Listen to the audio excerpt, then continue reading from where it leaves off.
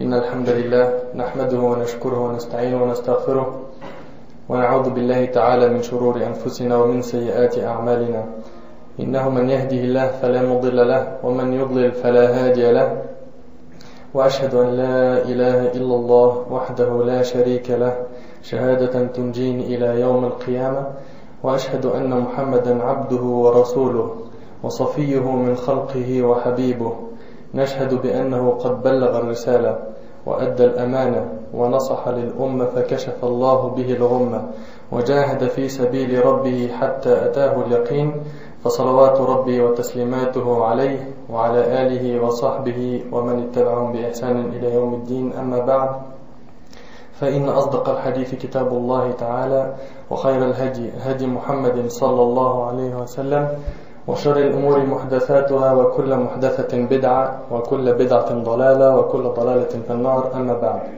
Chers frères, chères sœurs, pour ceux qui étaient présents avec nous la semaine dernière et la semaine d'avant, on a vu les raisons que les jeunes citaient quand ils refusaient de prier. Vous savez, ils avaient des excuses comme ça non valables. On les a traitées une par une. Et aujourd'hui, comme ce qui était promis, on va parler, Inch'Allah, des mérites de la prière. Tu pries, mais en retour, qu'est-ce que tu gagnes? Et quelle est la place qu'occupe la prière? C'est quoi les mérites de la prière? Donc la prière, on rentre directement dans le sujet, mes frères et sœurs. La prière, c'est l'acte qu'Allah aime le plus.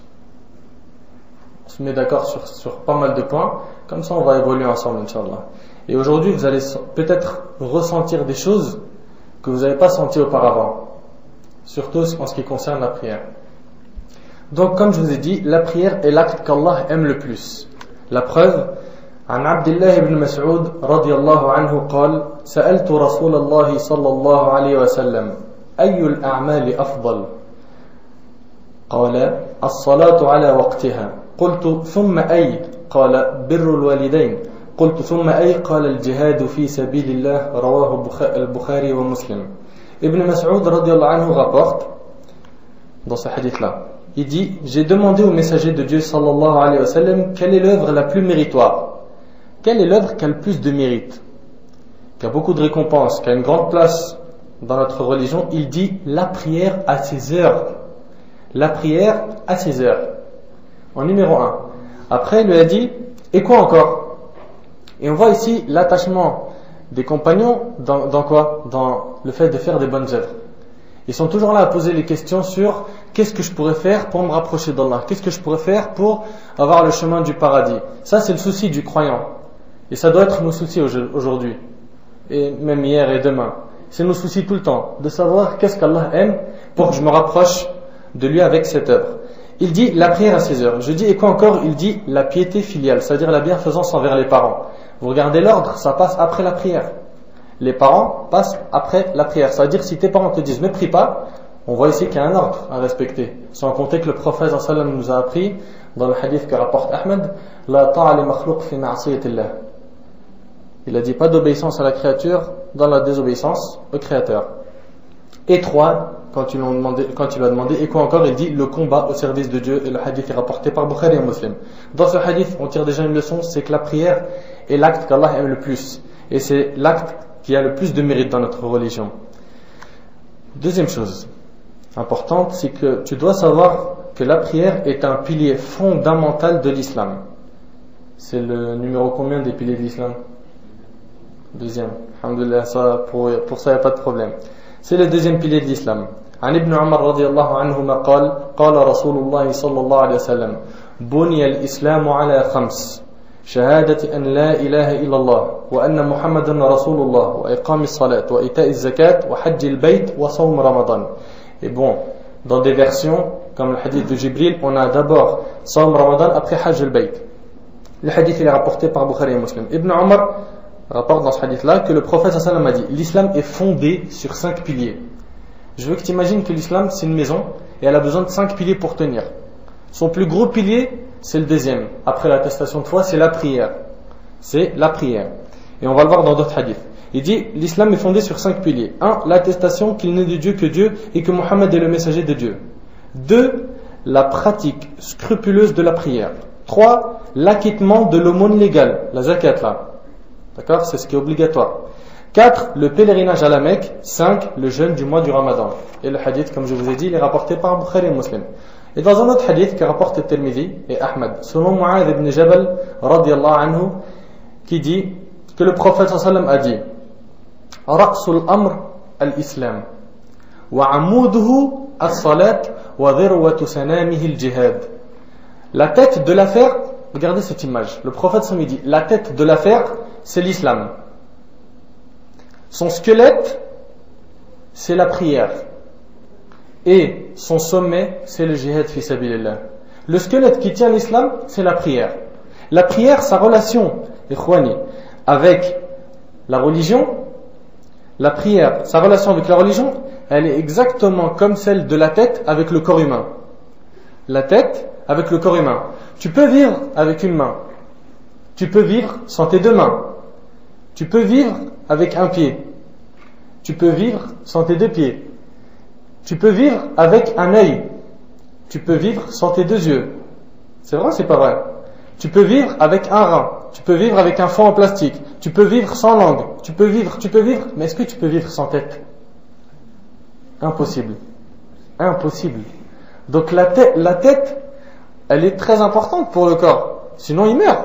Pareil pour la prière. Vous voyez l'image un petit peu? La prière avec la religion, c'est comme la tête et le corps humain. Impossible, tu ne peux pas les détacher. Et tu ne peux pas vivre sans. On est gâtés aujourd'hui. Barakallahu fik ami. Allah yabarak fik. Jazakallahu khair. Tu meurs direct. C'est pour ça que la prière de la religion est comme la tête d'un corps humain. Vous comprenez les frères? Et ça, Allah subhanahu wa ta'ala, il nous le dit, que celui qui se détache de la religion, il a tout perdu. Il a tout perdu. Il a perdu sa tête. C'est fini pour lui. Allah il dit وَمَنْ أَعْرَضَ عَنْ ذِكْرِ فَإِنَّ لَهُ مَعِيشَةً ضَنْكًا. Et ce verset, on l'a répété ensemble plusieurs fois. Celui qui se détourne de mon rappel mènera une vie pleine de gêne.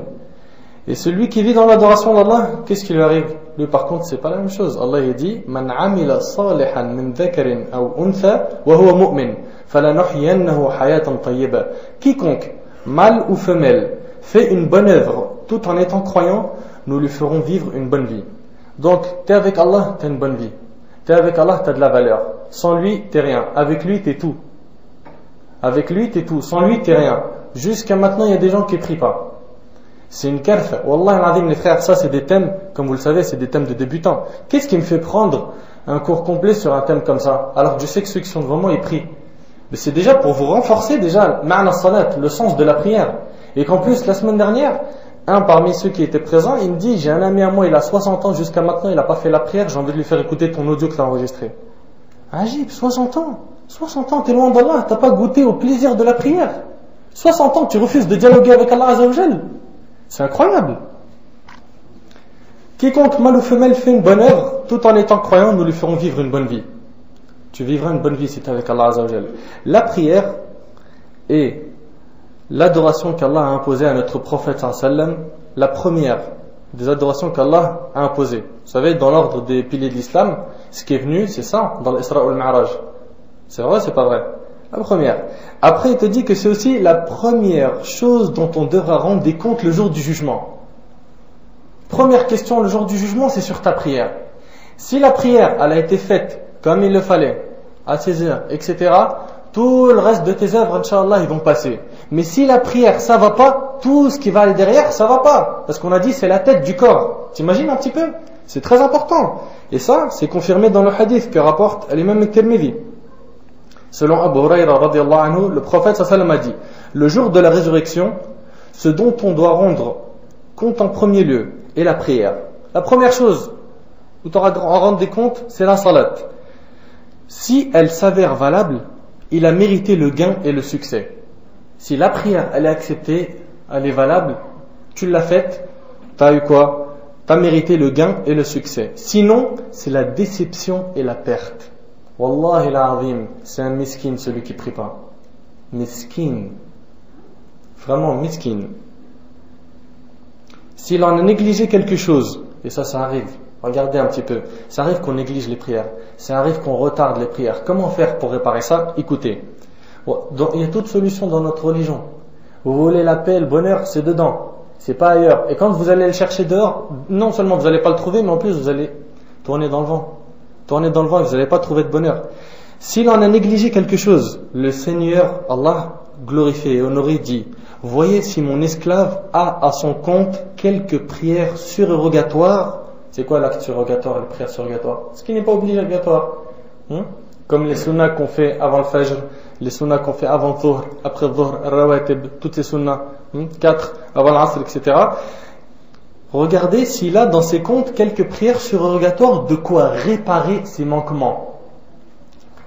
Vous voyez ici dans ce hadith, on fait ressortir l'importance des prières et des actes en règle générale surérogatoires. Le fait de jeûner lundi et jeudi, le 13, 14, 15, le fait de jeûner Arafat, Ashura, etc., etc., le fait d'être tout le temps dans les aumônes, parrainer des orphelins, tout ce qui est surrogatoire, ça compense les manques que tu as eus dans tes actes obligatoires. Parce que quand tu pries, franchement, entre nous, quand tu dis Allahu Akbar, tu sais que normalement quand tu dis Allahu Akbar et ce geste, tu es censé faire quoi? Mettre le bas monde derrière ton dos et être avec Dieu. En disant Allah est plus grand que tout ce qui existe sur cette terre. Et hop, tu es rentré en relation avec Allah et là c'est un dialogue. Et on va voir après le hadith qui parle du dialogue entre toi et Allah. Est-ce que vous ressentez justement, quand vous dites Allahu Akbar, que ça y est, là je suis avec Dieu, plus personne, j'ai plus à penser à mon compte bancaire, ni à mon travail, ni à ma femme, ni à ma fiancée, ni, ou pas? Comme il disait un frère, nous on rentre, Allahu Akbar, t'es debout, tu penses à Darty, Rocan à Carrefour et Soujoud Euro Disney. On a besoin de concentration. Une prière comme ça, elle est manquante. Pourquoi? Parce qu'il n'y a pas eu la concentration qu'il fallait. Donc les actes surrogatoires que tu auras fait dans ta vie, ceux-là vont venir compléter le manque des actes obligatoires. C'est pour ça que tu ne dois pas te suffire de dire, moi je fais les 5 piliers d'Islam, stop, mon frère, qui te garantit que tu les as fait comme il fallait? Tu comprends maintenant l'importance des actes surrogatoires. Donc Allah il dit, voyez si mon esclave a à son compte quelques prières surrogatoires, de quoi réparer ses manquements, et il en sera de même de toutes les autres obligations rapportées par Tirmidhi. Fawallahi alhamdulillah qu'Allah nous a donné la chance de pouvoir faire des actes surrogatoires. T'imagines si tu devais compter sur l'obligatoire, le jour du jugement tu serais comment? Toi tu fais rien de surrogatoire, tu lis pas de Coran, tu fais pas d'aumône, tu fais pas de prières surrogatoires, tu te lèves pas la nuit, rien du tout. Et tu comptes que sur les prières que tu fais et le mois du Ramadan. Mais tu sais très bien qu'il y a du manque dans tout ça. Donc alhamdulillah qu'il y a les actes surrogatoires pour compenser un peu ces manques-là. Ensuite, la prière, mes frères, il faut savoir que c'est la dernière recommandation de notre prophète sallallahu alayhi wa sallam. Dans le hadith que rapporte Ahmed et que Sheikh al-Albani rahimahullah a jugé comme sahih, dans Sahih al-Jami', avant de mourir, la seule phrase qui est sortie de sa bouche, vous savez c'est quoi? As-salat, as-salat. T'arrives à imaginer? 23 ans, il était dans la prophétie. Il y a eu des expéditions, des batailles, tout ça. Et à la fin, avant de mourir, la phrase qui sort de sa bouche, d'où son importance. As-salat, as-salat, wa ma malakat aymanukum. La prière, et soyez bienfaisants envers vos épouses. Soyez bienfaisants envers vos épouses. Et celui qui n'est pas bien avec son épouse, déjà, il n'a pas respecté la parole du prophète sallallahu alayhi wa sallam.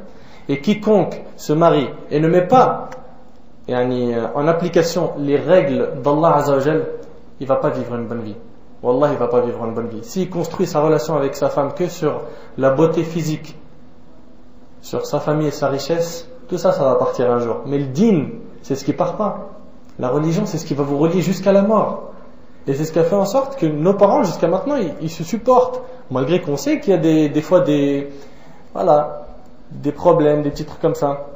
C'est la religion qui garde le lien fort. C'est pour ça, mes frères, faites très attention avec vos femmes, pour ceux qui sont mariés, et sachez que le prophète sallallahu alayhi wa sallam, il a fait énormément de recommandations pour être bienfaisant envers nos femmes.